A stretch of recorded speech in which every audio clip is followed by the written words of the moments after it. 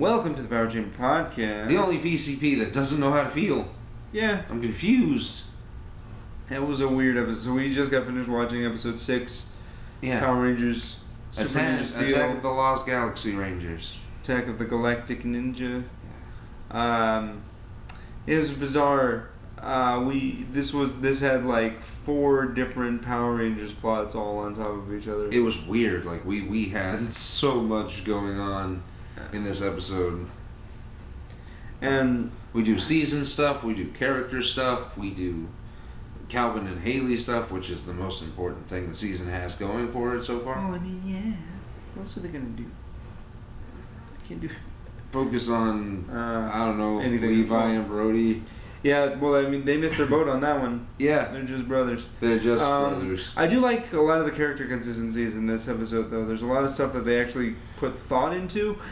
I don't have a problem with any of that. My main issue is that we there's so much is happening. There's just so much, like, because we have Calvin so worried about Haley cheating on him. He thinks since she's doing Romeo and Juliet, which I still contest. Like, we needed a reason for that to happen. Yeah, well, again, it goes into the issue of we have way too much happening too quickly. Yeah. Because, like, we didn't know about the whole stage fright thing that kind of comes up out of nowhere, and like Preston's supposed to help her with that, and yeah, so like, he's involved in the story. Also, you could have solved a lot of these issues, I think, if you'd have just stretched this to 2 parts. Yeah, totally. Have them lose their memories at the end of the episode, and then in the next part, pick it up. Focus on that rather, and then you can get back to all the relationship stuff once they get their memories back. Yeah, and that makes the villains a little bit more intimidating because they were able to last longer than 1 episode. Though I will say that Wolverine is he is surviving, so that's pretty good. I totally didn't think that was gonna happen. Yeah, we got 4 new villains. Yeah. In this episode. Yeah. The 5 Fingers of Poison. Only one of them has an actual monster name. Rigor. Yeah. We got Wolverine. No, come on. Venema is a really great. Venema and Rigor. Like, I don't understand. Wolverine is a Ninja Steel Power Rangers villain name. Yeah, it is. It totally is. And so is Speedwing. Yeah. I will contest that one also. Yeah, Doomwing's great. We're glad to see that guy back. Wolverine is the first one to go down for some reason. Like, Galaxy Warriors has like a faction now, and they're going to come in, and each one of them is going to take a shot at the championship, I guess. You don't really have factions that just kind of show up, like as a group. So I mean, I guess in that way it kind of works. I don't know. Yeah, but they're the Galactic Ninjas. We'll have to see where it goes. It's not the Flower Rangers. I'm disappointed. It's not the Flower Rangers. They're more like the Ginyu Force, actually. It was so likely. Huh? They're more like the Ginyu Force from DBZ. It's weird. They're pretty entertaining. Because them so far, because they were doing the whole pose thing. They've got their own like evil ninja stars. They're like gears. Yeah, which I appreciate. Yeah, it was pretty cool. I don't know what's gonna happen with that. I don't. But at least we have intrigue. There's like a story here. Yeah. And we're done with the one and done stuff, which is nice. That's pretty cool. That is still, we needed more of a reason for this to be, that's more of a reason for this to be a 2-parter, because you could have had that, I think. Yeah, because this should be like a pinnacle moment. Like, we haven't had a faction come in just yet for this show. We need them all to come down and wreck shop and take the Rangers out. And well, I feel like for what they wanted to do, that's a little bit too big. Because, like, if it's a group thing, I think these guys are supposed to be everybody. Then again, these guys are supposed to carry the season for a little while. Yeah, I understand that, but I'm just saying, like, with the stuff they wanted to do with Haley and Calvin and the "Dare You Cheating on Me" whatever. Yeah. That would have been introducing all those villains at once, all together in one go, would have been too much to handle. Because that's a big story point. What was the thing that happened during the 5 Fingers of Poison arc? They showed up. Beat the crap out of the Rangers, then they chased after him. Daishi showed up, poisoned Casey, and said, "Suffer," and then left. And I believe that's right. After that, it went into the love triangle thing. But this is like the first plot. That's what I'm saying. Like, we should be focusing on the villains in this episode, not focusing on Calvin and Haley doing whatever it is that they're doing. I like the focus on the Rangers. The memory loss stuff doesn't work. with. It doesn't. Well, stuff. it doesn't go anywhere. Is the thing. Yeah, it should no go reason. somewhere, but it doesn't go anywhere. And it's not again. Part of the reason is because we have to. It's not like when Calvin was lying to Haley and it powered up the monster. Like, right. That's a correlation. That's what we need. Right, the memory loss thing. Well, because what should happen is that they should lose their memories, and then Calvin, because he's the jealous guy, should be like, "Oh, you don't really like Preston or something," I don't you like know. me. I and can't all this think other of stuff. how this should work in my head. Well, I'm just saying, like, if we had more time with it, like, have it actually affect something, because it doesn't affect anything. It doesn't go anywhere. Like, they even get when their memory loss and they're just kind of like wandering confused. around aimlessly. Yeah, they're confused for like 5 minutes. Yeah, no time passes. Yeah. Then they get their memories back. We didn't need any of that. I know, it was weird. And that's the only misstep I think that this took. Well, I don't know, like, because that's the villain plot. Like, that stuff should be in the forefront. That's his ability, sure. But I feel like it would have been better if it was like just like 1 or 2 people instead of it being half of the team. Yeah. Ugh. Well, again, like, we don't need everybody. Right? Levi and Brody shouldn't be in this episode. What are you talking about? Of course they should be. No, they shouldn't. This episode's about Calvin, Haley, and Preston. And by correlation, because they're such good friends, Sarah. That's not a thing. It's a thing in the canon. It's not a thing. It's totally. You can't make it a thing just by talking. But for some reason, we need the red and the gold ranger all the time forever. Well, I liked Lee Baden's line about memory loss. Yes, that was good. That was good. That was good. I would have appreciated him having a better role in this episode. Well, I mean, he is one of the people that doesn't have his memory taken. Yeah, but so, why? I mean, there's that. Because we've been down that road.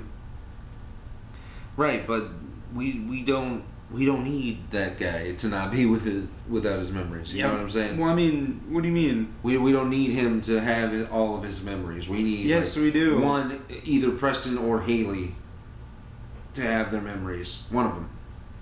Why? In order for this whole thing to work. Why? For story reasons. Like, because if it was just Calvin and Preston, or Haley and Preston rather, who had their memories lost, that I think would have worked. You would have been able to play with that. Okay. But with Sarah thrown into the mix, also, and Brody, it just kind of. Yeah. That just happens. It just, yeah. Well, no, it doesn't just happen. Like, Sarah sacrifices herself, and it's this whole big thing. Yeah. Yeah, it just doesn't go anywhere, and I feel like you could have done that if we'd just, stretched this out. There's a lot of good ideas in this. Yeah, I know there's a lot of good ideas. And some of the stuff we do utilize pretty well. Like I like the fact that Preston is good at being on stage and working a crowd, and how Haley's focused on him, trying to help her with her stage fright. But like you said, that kind of comes out of nowhere. The whole stage fright and why she even in the play, like that just leads to a lot of questions that aren't really answered. Yeah, there's a lot of speculation. I have ideas as to why, but it'd be good to have some like validation. Yeah, some concrete information as to what's going on there. What's happening? Why is it? Why do they both have to even do a show? Montage? I think would have helped, like just show the audition process. I think this was Nickelodeon's answer to Troll Hunters. Yeah. Yeah. I don't think so. Because they got mad because Troll Hunters wrote Victor and Monty better, and so they just decided to. That's not really fair because like the Romeo and Juliet stuff came before. Yeah. The Troll Hunters. Yeah, I know. The Victor and Monty, much better version of that. Yeah. In Power Rangers specifically. Yeah. But I don't know. It's weird because like.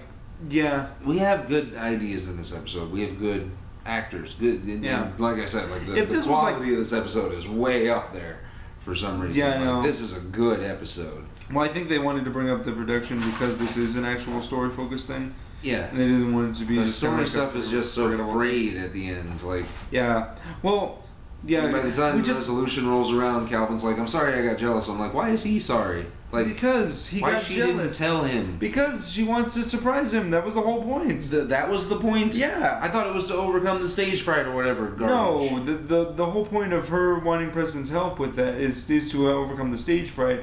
But the whole reason she's in the play to begin with is to impress Calvin. She said that.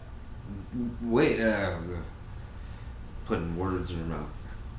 She said that she wanted him to be surprised to see her on stage. I don't remember that at all. Yeah. I was too busy trying to figure out why anything was happening. Yeah, no. I was with it, and then we got everybody involved in the memory loss thing, and that's figured out just like that. And yeah, it's such a fast solve. Like it had nothing. We also have a giant Megazord fight with Wolverine, which I thought was going to end in his death, just given the track record of this show. But we got him. We get to keep him for another week. Well, because again, faction. Yeah, they're like a team. But they don't interact like a team. Force. And now Wolverine has already lost his power gear or whatever. We haven't really gotten their dynamic though. They just kind of showed up and did their introduction, and that was it. Yeah. Because Wolverine was like, "Here's the Ninja Force, and I am Wolverine, and I'm gonna go first. I'm the Red Ninja Force." And that's about all that happened. Yeah. I love how RJ and Dominic both got evil versions of their animal spirits. Of their animal spirits in this show. Yeah. It's so cool. And Wolverine sounds like an evil version of RJ. It's so cool. Nah. He does. It sounds closer to Kelson. I don't know what you're talking about. It is Kelson, but that's why it sounds like RJ. Yeah. They're best friends, dude. Oh my gosh. But yeah, this is going to be a weird one to talk about because I just think... Yeah. Oh yeah, Nick also just didn't get the episode out. Yeah, I'm sorry about that. You guys will have seen it, hopefully. By the time this comes out, By the time this comes out. Oh, it better. Depending on if I can find a really good copy of it, because I'm mostly just waiting on a full copy of the episode. I'm only getting 75%, which is a whole big rant that I'm going to put in the episode 5, whatever. Yeah, stay tuned. Wait on that. Now, do you have anything else to add to this? I ultimately like where the story's going. Yeah. This episode... I'm glad that we have... Almost there. We were almost to something that was great, like episode 2, that could have probably replaced it as my favorite episode, but we got too much stuff going on. We got and for once, sidetracked. It's not Victor and Monty's fault. Yeah. Victor and Monty are actually perfectly placed in the episode. Right. They're not in it too long. Too long, yeah. Yeah. Their comeuppance isn't really a comeuppance. They just their plan backfires. Right. They get coyoted. It's pretty good. Yeah. But anyway, so I'm looking forward to episode 7. Seeing where this story goes. Episode 6. Now we might need to give this one another watch. Maybe just to gauge because it's so weird. And we started off so strong, strong. Like I wanted this episode because that's an obvious that's a good place for their relationship to go. Is like that's why you can do stuff like this. We needed when they're a couple. Is that you can do jealousy type situations. Yeah. And I don't think we've ever actually done that since Andros and Ashley. The jealousy thing? Yeah. What about Theo? Right. I don't know why I keep forgetting about Jungle Fury. I don't know. I don't know. It's like my favorite show. It's terrible. I hate it. I love it. I love it so much. Doomwing and Wasp. Yeah. That's what sucks is that this had to follow the Five Fingers of Poison. Yeah. I mean, I had a high But hopes. I don't know, the Five Fingers of Poison arc, it's an arc, so we'll see if this arc gets better as time goes along. I'm just, again, like, why do we need a Megazord fight for all of that? Like, well, I think it's they just didn't because have a Megazord fight in the Five Fingers of Poison. I think they just needed to have I think they just needed to use the Sentai footage. But you're right, we could have cut that out and have him just escape. And we could have held that off for later and then focus on the whole relationship. Right. I mean, because then that stuff is better spaced out. Mm-hmm. I love that he's here. Yeah. What if Calvin loses his memories? Like, that would have been great. I don't know. I don't know if it would have worked about the same way, because it would feel like a bit of a cop-out. Because he just found out that he thought she was cheating on him. Right, but, like... It's much better if she loses her memory than him losing his memory. I don't know. In that type of scenario, because in that way he can do something about it. Now they don't do anything with it. Yeah. But I'm just saying, like he could have. There's a lot of stuff he could have tried to like overcompensate and would have come off as really needy. Yeah. And she would have just rejected him right off.